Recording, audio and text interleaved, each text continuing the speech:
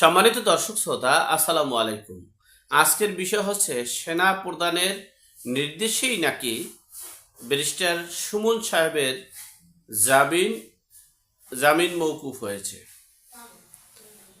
আসলে বিষয়টা হচ্ছে বাংলাদেশের সবচেয়ে জনসমর্থনকারী এমপি প্রার্থী হিসেবে এবং জনগণের সবচেয়ে পছন্দের জনপ্রিয়তায় শীর্ষস্থানে এই সাইদুর রহমান ব্যারিস্টার সুমন সাহেব। এই ব্যারিস্টার সুমন সাহেব সর্বদলমত নির্বিশেষে সকলের মন জয় করেছে।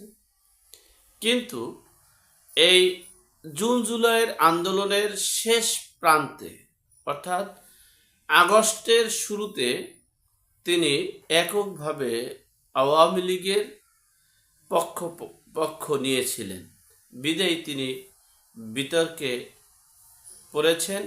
আর সেই বিতর্কের জের ধরেই তাকে মামলায় দেওয়া হয়েছে।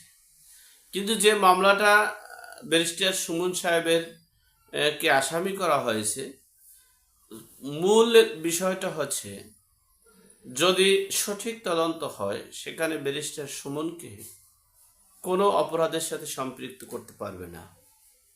আসলে দেশে বিচার ব্যবস্থা নেই, আইনি ব্যবস্থা নেই, কোনো নিয়ম শৃঙ্খলা নেই। আইন কাঠের পুতুল বানিয়ে রেখেছে, আইন নিজে তৈরি করছে, আইন নিজের মতো করে চলছে। বাংলাদেশে কখনোই কোনো সময় আইনের এই মানে ব্রিটিশ আমল থেকে 5ই আগস্ট পর্যন্ত যে শাসন, যে আইনি ছিল, সেখানেও বিতর্কের ঊর্ধ্বে ছিল না। তবে সবচেয়ে নিকৃষ্ট, ঘৃণিত এবং জঘন্যতম আইন হয়েছে এই 5ই আগস্টের পর থেকে 8 মাসে।